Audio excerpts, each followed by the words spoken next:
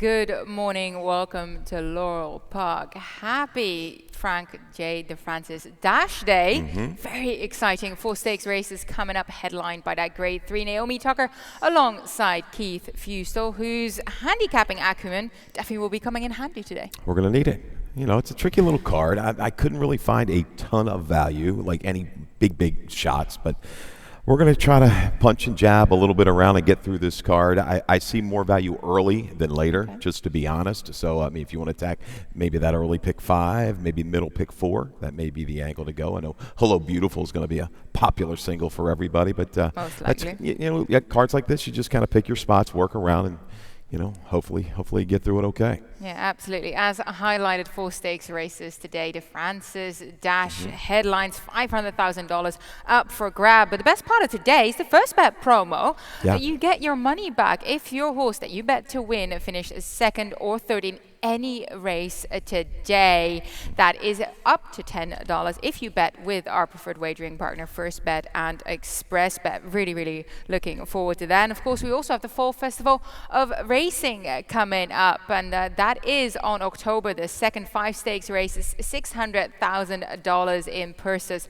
Really so much to look forward to. Current track conditions: the main track is fast, turf track is firm. You can tell I'm very eager to get to all these races here. 11 races on the card. Let's start with race number 1 here. Maiden Claimers, 25,000, 5.5 furlong the distance, and also the start of that early pick 5 that you were kind of keying up here, Keith. And let's dive right into it. We see this a little bit differently. You use the number 6 on top, which also means Calais Francois, who hasn't been seen since November 28 on top of a horse in the afternoon, that is, because she has been joining me on set. Very excited for her to get this opportunity to make a comeback on a horse that is very live. Hopefully she knocked the rust off with a little work in the mornings, right? And she landed on a horse that's going to take plenty of money in here, I think. Going first time for Milan Milosevic. We've seen this owner-trainer combo team up for a win a couple weeks ago at Timonium with a big upset shot, and actually had a first-to run not too bad last week. So I think, look what I found. Turning back in distance, getting back to the preferred surface. Those races at Penn and Parks work for me. Some quick fractions, 2 races back, got chewed up just a little bit late. I think, Key's up against the right kind. 3rd race back, a double Key, 4th and 5th place finisher, came back to run numbers that would win this race. So plenty of speed signed on. The speed of the speed might just be the 11, but I think she'll be rallying into it. Yeah, I definitely think that she's helped by the fact that there are a couple that want to move forward in this spot. I landed on the number 8 Tidal Waters for Michael Trombetta and Julian Pimentel. She gamely dueled early in her last outing. That was at Colonial over 5.5. Did think that took something out of her. She kind of tired and then had a horse that just came off the pace come and nab her. But she has experience, and we know that Colonial form has been working out well. I also used the number 12 Moon Biz because Fed Biz does pretty decently with his turf sprinter. She making her first turf start here. But I did have another look at Discreet Dominique. She is very live in here as well. You're right, even this first race has plenty of value. Absolutely. The 10 horse getting plenty of play now, but might drift up a little bit. Engelhardt doesn't win a lot of turf races, lower percentage, but gets Lasix on again. This will be first time Lasix on the turf. Try to route a ground, first time on the turf up in New York. Had a pretty good little move into the stretch before flattening out, then a slight little fade the last 16th of a mile. But I think this horse will be able to take back early and just try to make one sustained run, maybe from mid-turn. There is speed signed on. Moonbiz is my big threat, I think, to the 11, Discreet Dominique up front. Yeah, Moonbiz certainly will show plenty of speed. Race number 2, optional claimer starter allowance for fillies and mares, 6 furlong the distance, and the start of that early pick 4. And Keith, I see that the value also might lie in race number 3, race number 5. Am I correct here? Yeah, you're looking a little bit of spread right there, huh? Race 2, I did like Miss Tap Dance. We're going to have to wait for her another day. She is scratched. Your 5-2 morning line favorite is out of race number 2. I'll get around the 4, a girl named Jack, and the 5, Assume. Here, race 3, it gets very interesting. Maiden fillies, 2-year-olds, maiden claimings, I should say, 6 furlongs. Scratch the 4, Cost of Fortune, who was going to be a heavy favorite. Use almost all of them if you can. 1, 5, 7, 8, 9 for me. Race 4, we're going to single the 2. Hello Beautiful. She's going to need a little bit of a hiccup, I think, if anybody's going to beat her. If she comes away cleanly, I think she controls things up front. She's a really good filly. And race number 5, 3, 5, 7, and 11.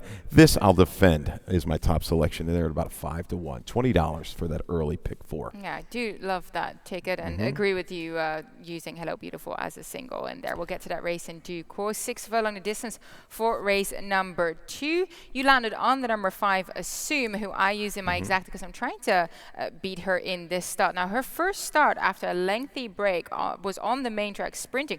I thought that was a really, really strong return race. So she's staying with the pace.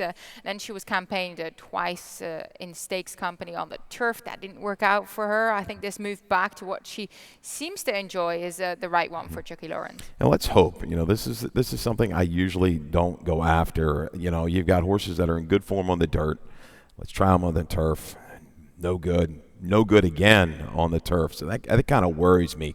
I hope it just didn't completely knock her off form. I'm hoping she gets back to her game on the dirt. If she does, I think she'll be able to stalk and pounce in here. That 3-back race good. The Buyer 65 that would win this race. Beto's Girl's a good horse, key horse up there at Parks. Came back to win next time out. I think the speed is going to be always something. Sick Pack Sarah, always something is improved. I'm going to throw her in there as a price user underneath.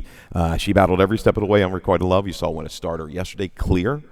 She's definitely gotten better. Look at that race against Margie Heaven. Was there till very, very late. She's going to make them work up front.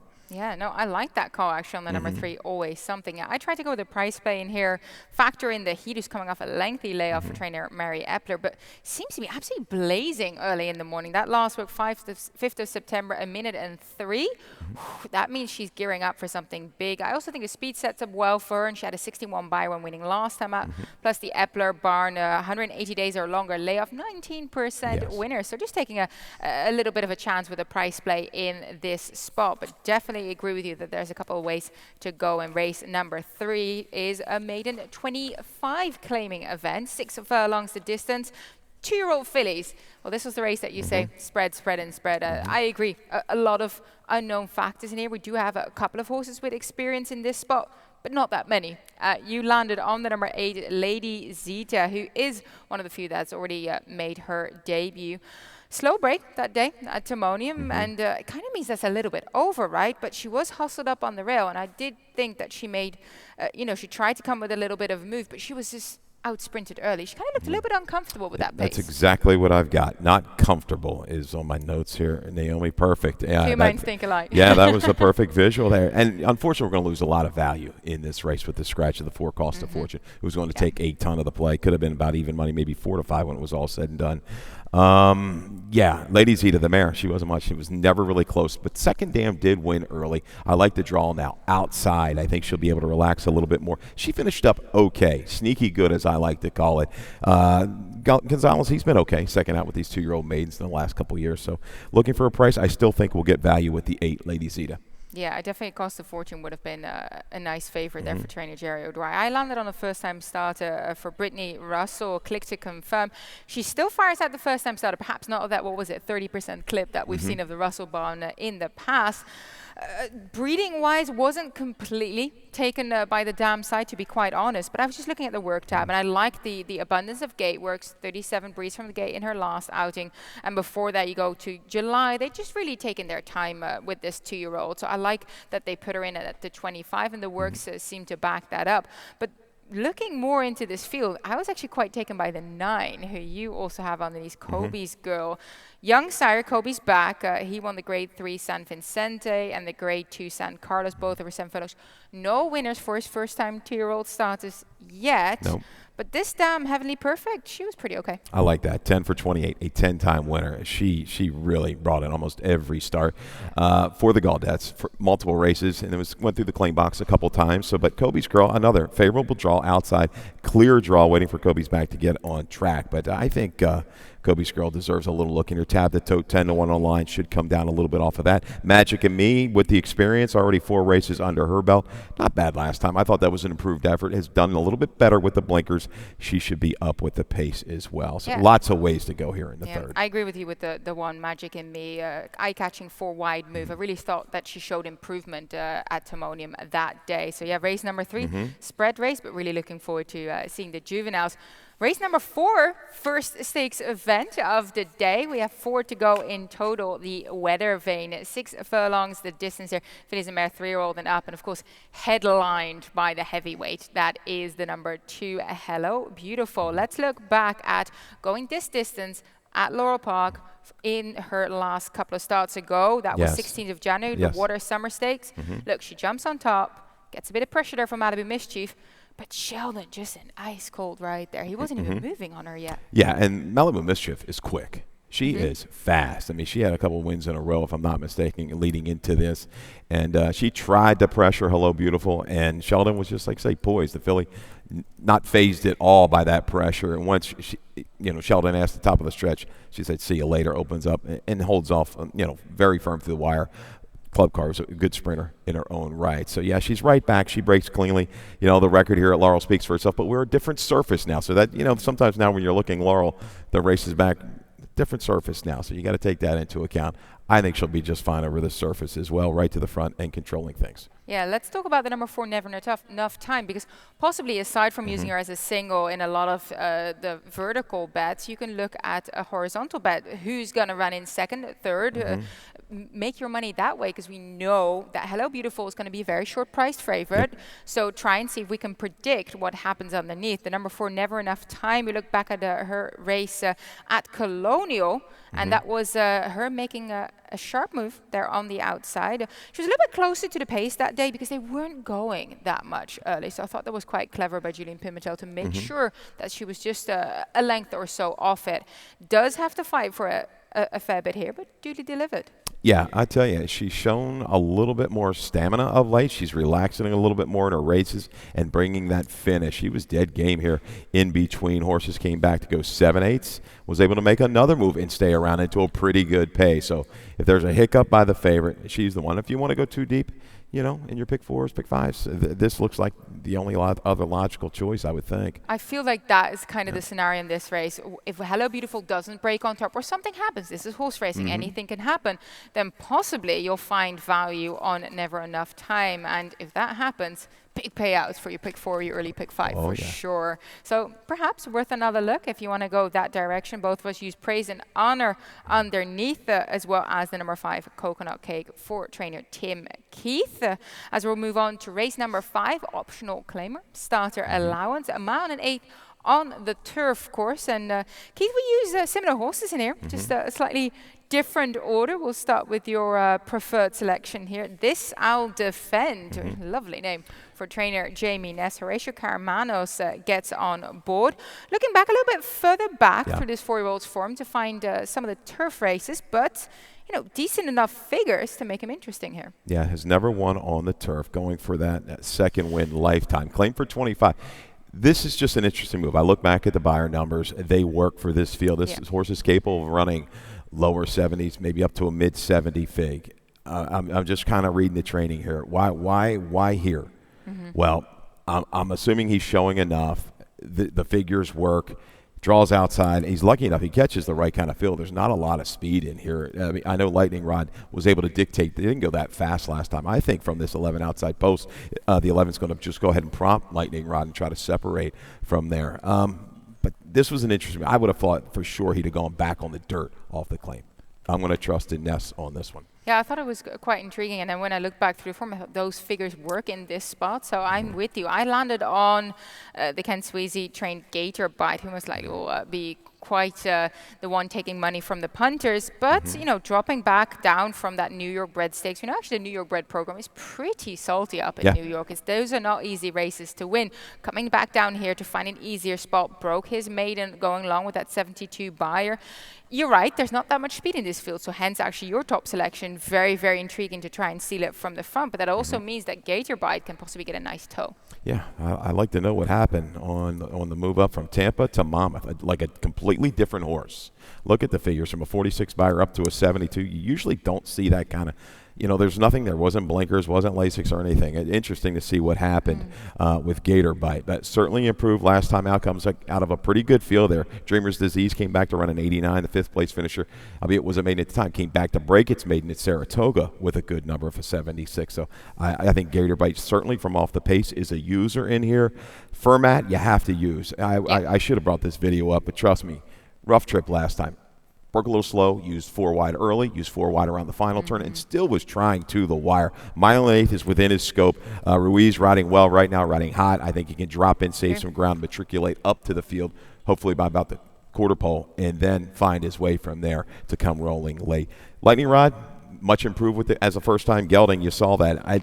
He's going to be to the front again, and I think you've got to use him one more time with that dramatic improvement. Yeah, actually, race number 5, I think quite an intriguing one to figure out. As we'll take a short break, and then we'll be back with the Twix Stakes. Here it smells like.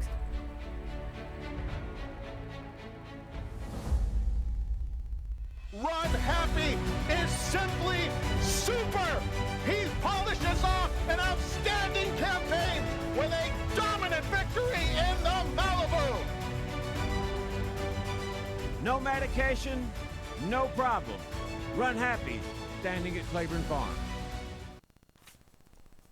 Welcome back to Laurel Park. Stakes action today. Race number 6, the Twix Stakes, 1 mile, the 1 turn mile. The distance, but also start of that Rainbow Pick 6. Callie Francois created a ticket for us here. Let's see how she plays it. She goes 3 deep in this first 3 legs. Race number 6, she uses the 2, the 7, and the 9 in that spot. And then race number 7, that maiden special weight for 2-year-olds, 4, 7, and the 9. Do you think it'd be good to also add the 12 in there? 12, my top pick in that spot for Michael Trombetta, really terrifically bred for that race, who did draw in of the AE list. Race number 8, the 1, the 2, and the 5 she uses in here. And you know what? To me, those are the main players. That's the highlight of today, the Grade 3 Frank J. DeFrancis Memorial Das. And then she starts tightening things up here. Race number 9, she uses the 5 and the 6. I agree. It seems like that race is going to be between Fat Man and Roadster. And then race number 10, 2 deep, 3 and 4. And then 11, she singles on the number 1, Sky's Not Falling. I know both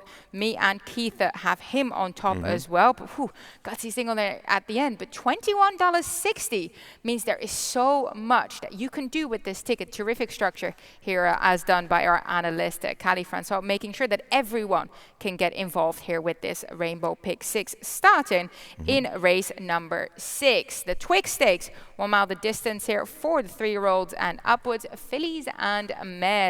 We'll start with the number 7, who both of us like in the spot. Dream, A Little Dream of You. We have a couple of video spotlights to show of her. We'll start with her last race, where, oh my God, I kept on looking at this. Really not the most ideal start, because this is kind of okay, right? She's hustled up to get to the front.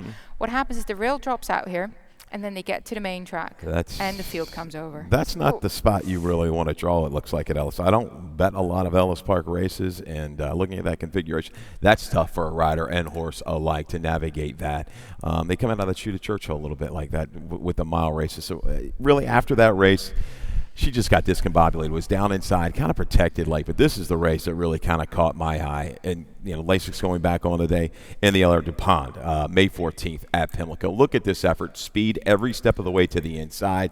Was dog from the 3 Paul, and she is just dead game right there behind Spice is Nice.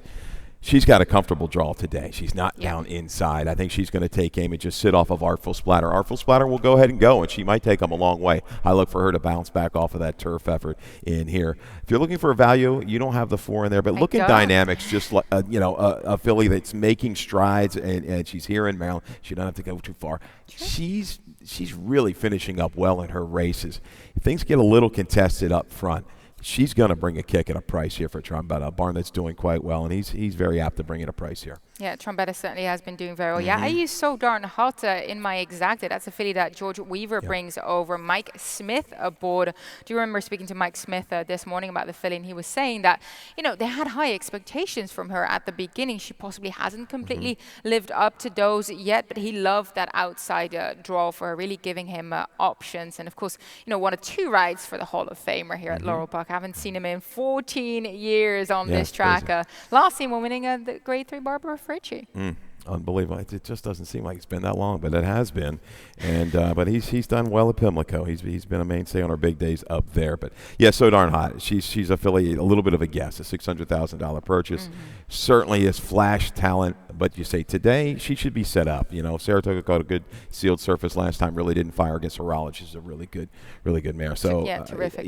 No speed inside of her with the aid. So the 7 will go. She shouldn't be more than 3. Possibly 4 wide, even around the turn. She should be able to kind of tuck in behind horses and make that run. She stayed well a couple of races back. Yeah, I think she's got quite a good shot in here. I do use Josie underneath too. One of the Steve Asmussen runners here today. He's got a couple coming up later, dropping down from that Groupido race where she just didn't really enjoy herself and kind of tired. Whereas before that, in that stakes race 2 starts ago, she was able to sit close to average pace and it really kind of kicked clear there. Just kind of looking for her to get back to that type of form. I think Vilger Lynch, the right kind of rider on Josie, is going to be able to draft up inside and kind of just stay covered up. It looks like she has positional speed.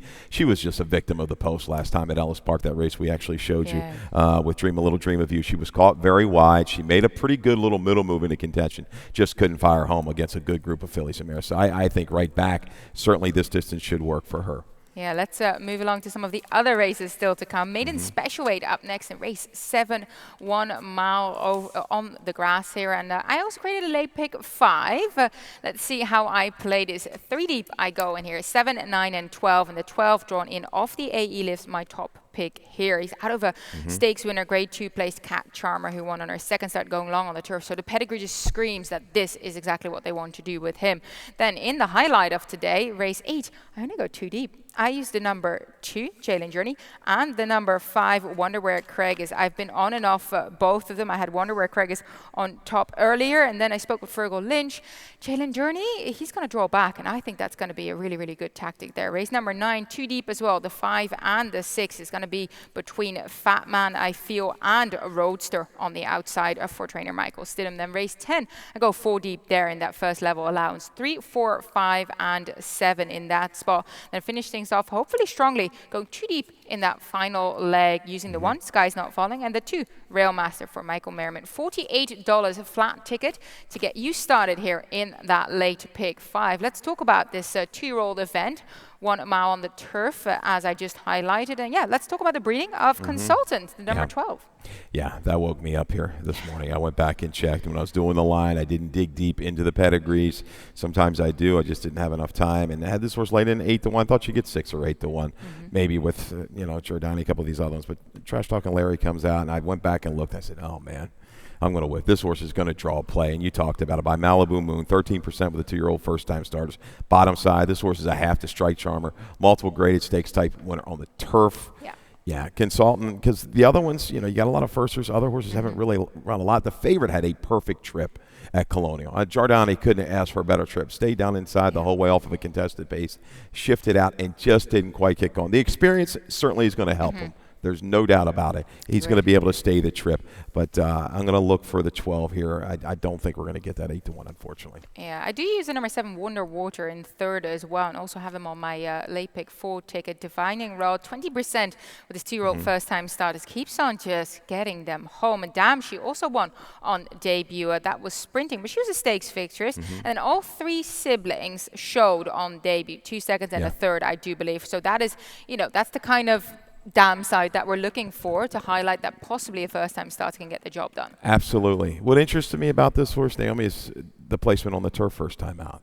It's all dirt on the bottom side. I was a little surprised. And you say the speeds all showed a lot of speed as well. They never tried the turf, but expect Wonder Water, I would think, in here to be forward if he's anything like his siblings. Yeah, well, has been preparing on the all-weather at Fairhill, so that kind of is a giveaway to possibly wanting to target the turf first time out. Race number 8, well, that's the big one, the highlight race, our feature race, the Grade 3 Frank J. de Francis Memorial Dash, and certainly have a couple of heavy hitters in here. Let's start with the number 2, Jalen Journey for Steve Asmussen. Let's look back at his last race at Saratoga, where he really does have to get asked by Ricardo Santana Jr. He's not the type of horse that just will do it like, ice cold Sheldon, right? No, you have to get after him and say, hey, let's do this. And he responds very, very willingly, but you can see Ricardo really set down to get the job done here, but then starts clearing away. This last 16th of a mile is what really, got me. He was just powering through the stretch here. This last 70 yards, right through the wires, I like to use.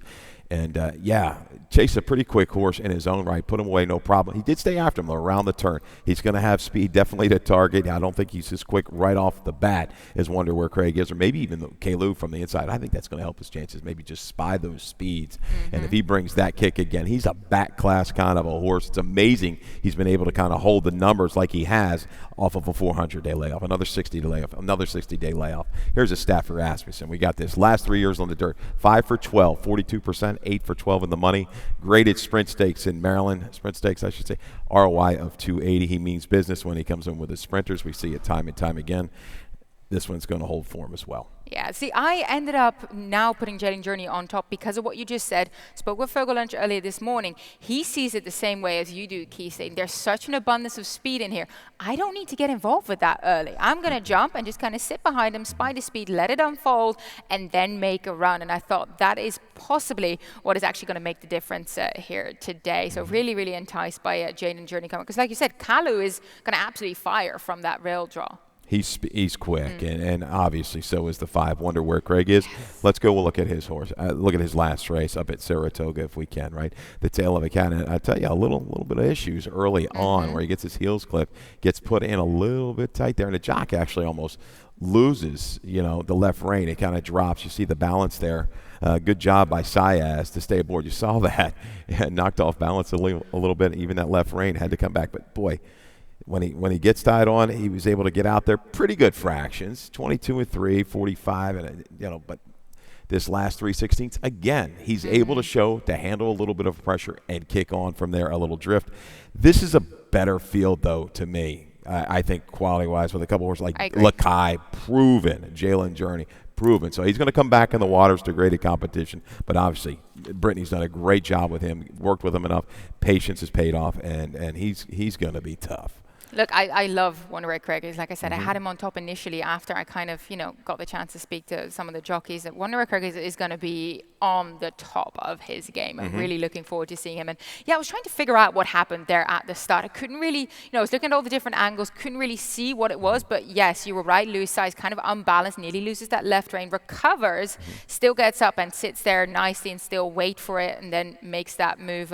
Can't wait to see Heavy and Toledo give this horse a ride. Of course, kind of bittersweet that Sheldon Russell won't be able to partner Wonder Where Craig is. We do hope to see Sheldon Russell back in the saddle again soon, currently out with an injury, because he's been on board for the main part of this horse's victories, of course, for wife trainer Brittany Russell. Let's talk about your exacta play in Lakai, because I see it in terms of how the pace is going to evolve. That is exactly what Lakai wants. The only problem I have right now is that I don't feel he's in top form. He's just kind of tailed off a little bit, whereas the Lakai of old, some of his best races, this would, he would relish this. He would absolutely give them a run for their money late, but I'm just not convinced that today is going to be his day. Well, once again, I'm going to trust in Damon a little bit here that they're going to keep him going. He's 8 years old. You're right. The last two, just not the typical Lakai. I've seen him bounce off the mat time and time again, off of just kind of a little bit of a subpar effort. Again, he's going to be able to drop in and save as much ground as he wants, maybe 2-3 wide around the turn. He's got speed to target. He's able to rally into it. We saw an effort like that a few races back where he just kind of grinds it out. I'm hoping we see, the normal Lakai, the good Lakai today. I hope so. He's going to have to be good. He will be, because this is a tough field. He'll have to be at the top of his game. I really hope for the Lodovico stable that that's the case, because we absolutely all love Lakai, really flag bearer for the stable. Race number 9, the Polynesian. That's our final stakes race on the card here, I do believe. Yes, it is, before I overspeak myself here. 1 turn mile to that second wire here, and of course highlighted by the return of Roadster. But before that, we'll start by talking about the number 5 Fat Man, because we do have a video of that last race at Monmouth in the Grade 3 Philip Iselin. He was chasing Code of Honor, Grade 1 Travers Stakes victor, and he was covering a lot of ground doing so. He was, and they got away with it a little bit soft, Naomi, up front. They weren't really going that quick, 24-47 at Monmouth, no. And when you let really good horses, like Code of Honor, he's pretty solid, get away with that, they're going to carry it. He's still trying, though. He keeps giving the effort. He's big. Like the last 3 races on the dirt with Lasix, he's run by 101, 98, 103. He hasn't bounced off of those efforts. He's going to bring another good effort today. He can stay within range and grind it out. Yeah, look, I really see Fatman and Roadster being incredibly closely matched here. I actually at first had Fatman on top initially, then also this morning it changed my mind just based on the fact that Roadster really from both camps, the Michael Stidham camp, also Mike Smith flew out to partner this runner here today after a 14-year absence. I'm going to end up with using Roadster on top in this spot. Michael Stidham was saying that he really thinks that one-turn mile is going to absolutely suit him down to a T. I mean, he is a Grade 1 Santa Anita Derby victor over a mile and an eighth, but Michael Stidham actually said that he thought the mile was a better distance for him. Yeah, I mean, I can see that. We're going to try a one-turn mile, sure. Some horses don't like it. Some relish it. Looks like his running style should work. He was a kind of a, again, I use the term grind it out, but he was a kind of stalker, grind it out earlier on in his career. His last couple races off of that lengthy layoff, he's been up on the front end. He gets an assist with the scratch of Tapping Cat, who I thought was going to hound him a little bit if he decided to go. Yeah. Now, looking at, I think Mike Smith can just, if he breaks cleanly, he'll just take a peek over and see what he wants to do that opening quarter. If he wants to go on with it, I think he can. So he's going to get the right kind of flow to stay off of the layoff. This is not an easy distance to come off a little bit of a break, right, to get it done against a quality field. So he's going to have to bring his A game. He's never run particularly extremely fast. But, in a return like this should work for him, especially with the scratch of the 7 coming out. Should make him a little bit more relaxed up front. I really think he's helped by that as well. You use the Maryland-bred 3-year-old male champion, 2019, always mining underneath, getting back on the main track after 2 turf tries in the Lynch stable. Yeah. Look, always mining can be incredibly good, but it's kind of hit or miss with him sometimes. He either turns up or he throws in the towel. I think he's back to his best surface, and what's kind of caught my eye is I was kind of against him his last couple. I was a little rough on him, and he ran better than I thought. So I think coming back to the dirt, he likes the one-turn mile. He's proven at this distance. He can run, when he's right in that kind of lower 90. I don't think he's going to get back to the triple-digit buyer today, but I think in his third barn here now for the Lynch barn, they've got him right. He's doing well. He sits a great trip inside. I think he's going to make a run through the stretch. Yeah, I don't see him winning this, but I do think the 2 heavyweights on top here are a little bit too sharp, but certainly one to use underneath. Race number 10, first level allowance for the 2-year-olds, 6 furlongs the distance. Look, this I think is a really, really intriguing race in terms of where do you go. You landed on Luna Bell for trainer Hammy Smith, who broke her maiden in emphatic fashion, 6 lengths last time out at Colonial over the 6 furlong distance. Look, she's got the highest buyer in the field. Seems to be the horse to beat. Yeah, I think, and the money's going to be between the 3 and the 5 here. And Maestra's race, her win at Delaware was good. I mean, the blinkers went on, and she just tracked and won quite easily. A little bit of a pressure to the wire from the rider, but she comes back. But both of these fillies, they come off of Lasix. No Lasix today. We'll see if that has any influence on their performance. But I thought, visually, all in all, I liked Luna Bell's effort. Now making her 4th start, that was her first trial in the dirt. She's kin to some good runners. Moon Virginia, the poser we know around here. Yep. And that final 8th again, tracked comfortably, and just the way this horse finished, I think she's going to be set up, and I think she has a little bit more speed to target because a horse like Sparkle, I think, has got to go from the inside to keep Maestria company. There's a couple others that want to be close. So I think Luna Bell can come from further back if she wants. And we saw that style yesterday kind of working as well on this main track. So much speed to her inside, so I do agree with you there. It sets up for her. It actually, in a way, in that case, also sets up for She's Mo Better, who also can kind of spy the speed a little bit and come with a run. And same Maestria, excuse me if I said that incorrectly. She doesn't need to lead. She didn't have the lead last time out when she won, so I like that flexibility. So I landed on her here. Race number 11, the nightcap, 5.5 furlongs on the turf here for the Maryland bred or Maryland side runners. And You know what? We see this nearly exactly the same. Sky's not falling for trainer Michael Trombetta. Drops back down from Stakes Company that he's kept in his last 3 races to try and get the win here in the Maryland Bred Stakes. But you know what? Wasn't disgraced at all in his last couple against Tougher. Now, that was a good field in New York, and only got beat 4 lengths. A little issue there at the break. The 2-back try, good. Grateful Bred. I went back and watched it. He kind of likes to make his own trouble a little bit. This horse is not the easiest to ride through the stretch. He wants to get in a little bit. So if he's in a little bit of a box, sometimes he wanted to go over towards that rail, had to steady. But once the seam opened, he was really good. So I think if he can avoid any real trouble, maybe say from mid-turn to upper stretch, he's got plenty of time to get out and run these horses down. Yeah, I really, really like him in this one. I feel like he is the horse to beat, and Callie thinks so. She singled on him in the Rainbow Pick 6. Both of us used Real Master underneath for Michael Merriman in here. 1-2 starts ago, sprinting on the turf, then got on the main track. Not really, that's not really the 7-year-old thing. So getting back to the turf, his figures are good enough to topple the horse that we both like if he doesn't return to some of his better form. Absolutely, no doubt. He's going to be forward in here with there's not a ton of speed. I think all 3s. He's an improving type for Hammy Smith. Tried the turf last time, showed a lot of speed, took pressure, and kicked away. I think is a little bit visually better than that 61 buyer. We're going to find out. But Railmaster, yeah, his last 2 turf races, very good. He's run well here before in this kind of company. So he's right back for me in the return to the turf, kind of a stalk and pounce kind of trip for him. He'll be up close along with all 3s. Yeah, so that's the 11 races that we have on offer for you today. We're not done yet. We've still got a couple of points to make in Lightning Round.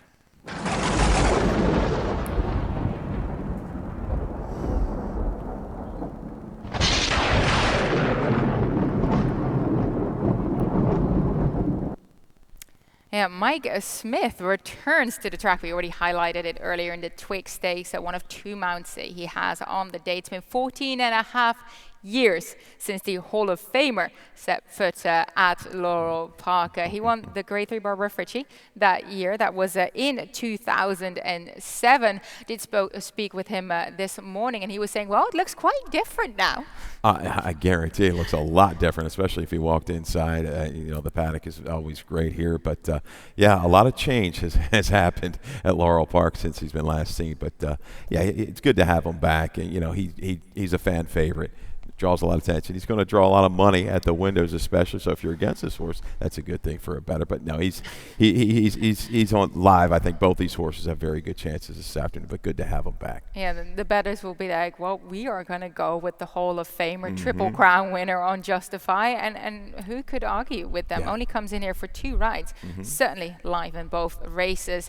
Let's look back at one of the replays for the 2-year-olds yesterday. Dotada on debut was actually on second start, was very, very impressive. This 2-year-old filly, Daughter of Violence for trainer Hamilton Smith, just absolutely started kicking clear in that final furlong. Yeah, I mean, you saw the short comment, right? A half a mile finished well was the guy. You don't see horses go half mile at Timonium and go win at the mile, next time out here at Laurel Park. This one did it. I hope it didn't knock her out. Hopefully you give her a little bit of a break, but this was impressive. Time was fine, nothing blazing, but just to be able to do that second out shows a lot of talent for Dotada. Yeah, and then we do have a trip note. We know that we like to give you a couple of horses that you might want to keep an eye on next time out. So dialed in on the turf. Really had nowhere to go, completely boxed in on the day. You can see the steady here, and it just kind of continues. It continues. Unfortunately, the 2-horse on the rail, Zor, was having a little issues, and Rebecca Labarge did a very good job of trying to keep this horse, out of everybody's way. Not easy. This horse out of his mind of his own. He wanted to get out. He wanted to drift.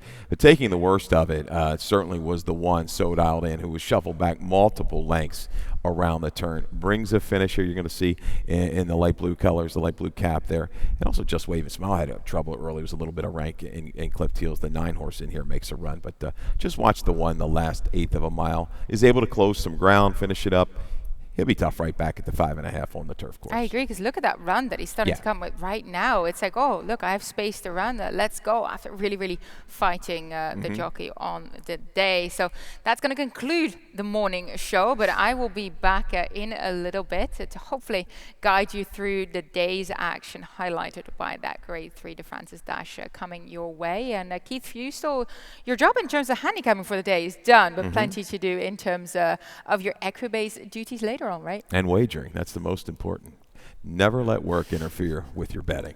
That's what I was told by a couple guys way back. So, sorry, Equibase. No, Very no, true. no. Very true. We pay attention, but no, it's a good little card, tricky little card. I can't wait to play some pick 3s, pick 4s, and hopefully come out on top. Yeah, and Dave Rotman will be coming up next with all the scratches and changes. Good luck, everyone. Good luck.